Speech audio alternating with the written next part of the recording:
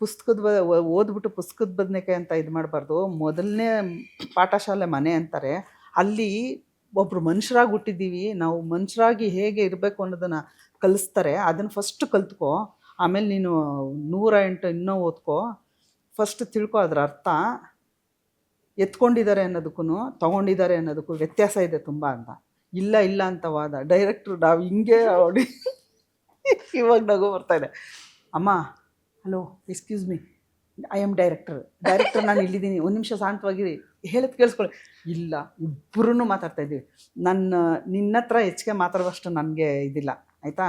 ನಿನಗೆ ತಿಳ್ಕೊಂಡ್ರೆ ನೀನೇ ಒಂದು ತಿಳ್ಕೊಂಡೆ ಅಂತ, ತಿಳ್ಕೊಳ್ಳಿಲ್ವ ಅದು ನಿನ್ನ ಹಣೆ ಬರ. ನಿನ್ನ ಹತ್ರ ಮಾತಾಡುವಂಥ, ನಿನ್ನ ಹತ್ರ ವಾದ ಮಾಡುವಂಥ ಇದು ನನಗೆ ಅವಶ್ಯಕತೆ ಇಲ್ಲ.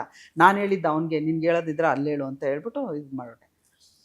ನಾನು ಇದಾದಮೇಲೆ ನಿಜವಾಗ್ಲೂ ಹೇಳ್ತೀನಿ ಸರ್, ನೆಕ್ಸ್ಟ್ ಡೇ ಅವಳ ಮುಖ ಹೆಂಗೆ ನೋಡೋದು. ನಾವು ಏನೆಲ್ಲ ಮಾತಾಡ್ಬಿಟ್ವಿ ಸೆಟ್ಟಲ್ಲಿ, ಏನೇ ಆದರೂ ನಾವು ಇದು ಹಂಗಿರಬಾರ್ದಿತ್ತು ಅಂತ ಅಂದ್ಕೊಂಡು ನೆಕ್ಸ್ಟ್ ಡೇ ಹೋಗಿ ಇನ್ನೂ ಫುಲ್ಲು ರಗಡಾಗ್ಬಿಟ್ಟಿರ್ತಾಳೆ ಅಂತಾದರೆ ನೆಕ್ಸ್ಟ್ ಡೇ ಹಾಯ್ ಅಪ್ಪು. ನನಗೆ ಆ್ಯಕ್ಚುಲಿ ಆಂಟಿ ಅನ್ನೋದು ಇವೆಲ್ಲ ಇಷ್ಟ ಆಗಲ್ಲ.